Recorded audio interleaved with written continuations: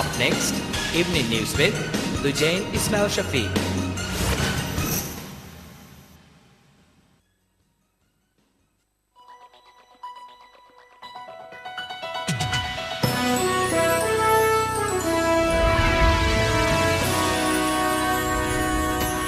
In tonight's news, Parliamentary Group Leader of PPM says that the protests staged by the National Movement to take back the airport from GMR were irresponsible. National Movement says that GMR is trying very hard to infiltrate the Parliament and influence Parliament members so that they can overthrow the government. And MMA expresses concern that deficit, as stated in the proposed state budget for 2013, might strain the country's foreign exchange market and in turn result in negative effects on the international reserve.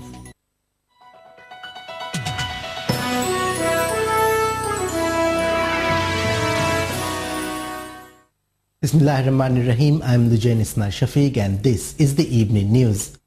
Parliamentary Group Leader of PPM says that the protests staged by the National Movement to take back the airport from GMR were irresponsible and that the party council had never decided that the party would participate in any of those protests. Harshly criticizing the manner in which the self-organized National Movement handled the issue, Mullah MP Abdullah Yamin told the TV that it was an irresponsible act and that it was not because of the protests that the government terminated the agreement with GMR. He accused that the protests were staged with an ulterior motive in mind when the movement was assured that the government was working firmly to terminate their agreement with GMR as agreed with political parties in the ruling coalition. Yamin maintains that although prominent figures from PPM were seen in the protest, they were not representing the party. He said that they participated in the rallies on their own and not as PPM's representatives. Even if a single wrong comes out as a result of this, it becomes a problem. So we do not need to carry out work on that in that manner. Protesting is not a problem. Submitting a petition to the government is also not a problem. But we do believe that the government is addressing the issue and working on it. So we do not believe that there is anything that needs to be done from the streets. And neither do I believe that it was through the streets that the airport was taken from GMR. The deputy leader of PPM might go to gatherings as an individual. If the party is represented, when the deputy leader of PPM goes to a gathering on his own, then the party is represented. But the deputy leader has not gone and spoken about issues between Maldives and India that he has not done and cannot do as the deputy leader of PPM. So just because the deputy leader of PPM was present does not mean that he represented the party. Our party council never decided that we would go and participate in these gatherings. When asked if the GMR issue would strain the relationship between Maldives and India, as opposition MDP accuses, Yamin said that India is one of the countries that contribute most to the development of Maldives. He said that therefore creating such aggression might result in negative consequences. He was, however, confident that the Indian government is aware that the agreement between GMR and the former administration was in violation of the law and therefore they would respect the government's decision on the matter. I do not believe that the Indian government will pose any difficulties for trade between India and Maldives. In my opinion, both India and Maldives value and respect the ties between the two countries. This is an old relationship. India is one of the countries that provide most aid to Maldives. Paying damages is still there. So I can't believe that just an agreement like this would have major long-term effects on it. National Movement says the GMR is trying very hard to infiltrate the parliament and influence parliament members so that they can overthrow the government. Addressing a press conference held today, President of Adalat Party Sheikh Imran Abdullah said that some MPs have already fallen prey to the plan by GMR. Imran accused some MPs who were earlier against GMR of defecting to GMR's side and aiding their efforts to overthrow the current government to enable them to take back control of Ibrahim Nasir International Airport. He said that he believes that they need to restart their campaign against GMR. Imran added that if the weather permits, they will begin rallies against them tonight itself. However, yesterday we found out that now GMR has a strong influence over Parliament and that using the power given by the black money of GMR, they have again begun efforts to take back the airport. Therefore now their plan is to end the government via Parliament. They want the running of government to go to the hands of the Parliament Speaker, after which they can take back the management of the airport. The movement plans to conduct these gatherings until the 27th of this month and has announced a nationwide protest for the 28th of December. Speaking on behalf of the self-organized national movement, some leading figures said that those who have already fallen prey to the vicious plans of GMR are those who want money and power. They expressed disappointment that MPs who owe money, who are repaying loans, and who owe money to the state are becoming party to GMR's alleged plans. Moloko MP Abdullah Yamin says that Parliament has proposed to deduct amounts from the 2013 state budget in a way that the slash would not be felt in the remuneration for civil servants or in the many developmental projects listed in the budget. Yesterday, Parliament announced their decision to reduce the state budget for 2013 from 16 billion to 14 billion. Yamin, who is a member of the Budget Committee at Parliament, told the TV the decision was made after thorough analysis and after seeking advice from relevant authorities. He said that the committee held discussions with government officers, independent institutions and the Finance Ministry before reaching the decision.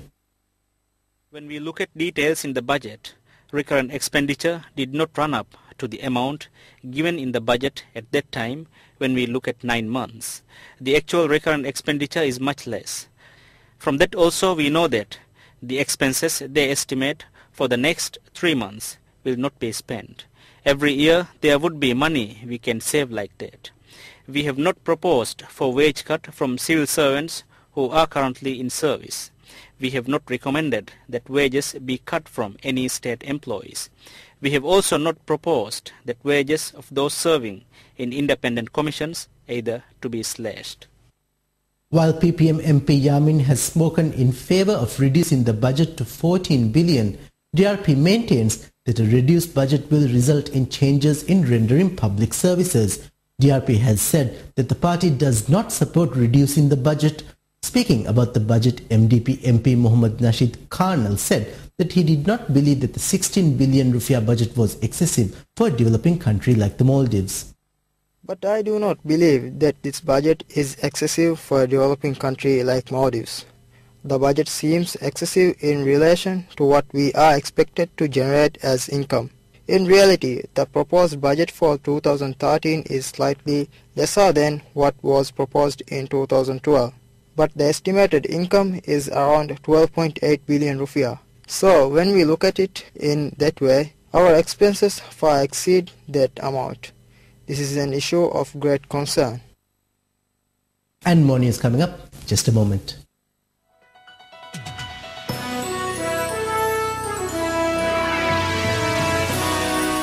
M पहुगे खबर का मालूमात होते हुआ DTV के website www.dtv.com.mv खयाल कुरबा DTV के खबर तो गई कुल तफसीला इंटरव्यू तक खास रिपोर्ट तक DTV के वेबसाइट तिबे फुंगे खयाल तक हिस्सा को लेंगे फुर्सत www.dtv.com.mv. You are watching the evening news here on the TV. Home Minister Dr. Mohammad Jamil says that if there is a difference of opinion amongst the three powers of the state, the best alternative would be to go with the decision of the Supreme Court in the matter. Speaking about the Supreme Court verdict regarding the Parliament's decision to conduct no confidence votes in Parliament via secret ballot, Jamil said that while the Constitution clearly states how the three powers should function, no institution should go outside the set boundaries. He said that while the Parliament is the legislative power, complying with the decision of the Supreme Court is essential to maintain the authority of the three powers. If there are discrepancies in interpreting the Constitution, the Parliament has given the authority of having the last say in the matter to the Supreme Court. So in this matter, there are discrepancies. In the government's opinion, this cannot be done. According to the Parliament, that can be done. So this is a difference of opinion between two institutions. In such a situation, a body should be there that makes the decision. Taking that into account, I do not see it as a conflict of interest when a court makes a decision. According to Jamil, the parliament should be the most trusted institution in the country and that it should also garner the respect of the public. Jamil said that MPs have a major role to play to ensure that is maintained. He stressed on the importance of establishing a system within parliament to address the issue. Those accusations have been made. The fact that there is no system within parliament whereby steps can be taken against this is something that the parliament needs to think about. That is because in reality the parliament should be one of the most trusted institutions in the country. So the parliament needs to be accountable to citizens. Home Minister Dr. Mohammad Jamil Ahmed expresses concern that some MPs now feel that they are above the law. Speaking with the TV, Jamil said that the fact that cases related to certain people do not go to trial and are stuck in various bureaucratic procedures is an issue of major concern. Taking as an example where some MPs refused to give their urine samples when arrested in Ramadan, Jamil said that the case still has not been processed, not due to negligence on behalf of the police, but due to other matters. The case where some MDP MPs were arrested for unrests they conducted in Ramadan. There, the MPs refused to give urine samples. The case is still pending. Like I said before, these are not cases where the procedures are lengthy. So looking at it from whatever scale, it should be a case which should have been processed when that aspect was completed. But those cases have been held at certain levels, not within police. The result is that these people think that they are above the law, that they have no limitations and that they can act as they see fit. In turn, crime rate increases in Maldives. If crime rate increases, that is because they see crimes committed at these levels, but no action taken against the criminals. According to the Home Minister, while there is no equality when dealing with cases related to prominent politicians and others, the society has begun to believe that the law is only for the common man. He said that all criminals should be brought before the law regardless of his social standing. If cases do not go to trial in an equal manner, how big a concern is that, Jamil? It's a major concern. The biggest concern is the country's streets becoming dangerous. The biggest concern is when the criminal feels that he is invisible and as a result the criminal committing more crimes. That would in turn encourage others to commit crimes. In addition to that, the law then becomes something that is applicable only to the common man. In order to prevent this, we need to ensure that all criminals are brought before the law. Maldivian Democratic Party MDP demands the release of Chairman Riko Musa Manik's son-in-law Abdullah Javid despite the decision by the court to extend his detention period as police had submitted enough evidence to convict him for his involvement in a murder. According to a statement released by MDP, Javid is a person incapable of such a crime and said that police have arrested the son-in-law of MDP chairperson Riko Musa Manik for the murder of late MP Dr. Afrashim Ali without any evidence to support them. The statement said that police are trying to blame MDP for the murder of Dr. Afrashim Ali. The statement also criticized Police Commissioner Abdullah Riaz for implying that the murder of Dr. Afrashim Ali was for a political motive. MDP said that that was a personal opinion of the Commissioner and that it was baseless. Regardless of MDP's statement, police maintain that they have over 200 pieces of evidence that can be used to prove their allegation. The police have also said that now their top priority is to find the people who funded and planned the attack on Dr. Afrashim. Maldives Monetary Authority MMA expresses concern that deficit as stated in the proposed state budget for 2013 might strain the country's foreign exchange market and in turn result in negative effects on the international reserve. They made this statement in a meeting held with the Budget Committee at Parliament. At the meeting, MMA's Governor Dr. Fazil Najib urged the Parliament to allow certain powers to be granted to the Finance Minister so that short-term loans by the state can be changed to long-term loans, and that he would have certain authorities in implementing the budget in a more sustainable manner. He also advised the Parliament not to include additional expenses if they are unsure of revenue to cover those expenses. MMA also advised the Budget Committee to reduce the total expenditure in the state budget to 15 billion rupiah.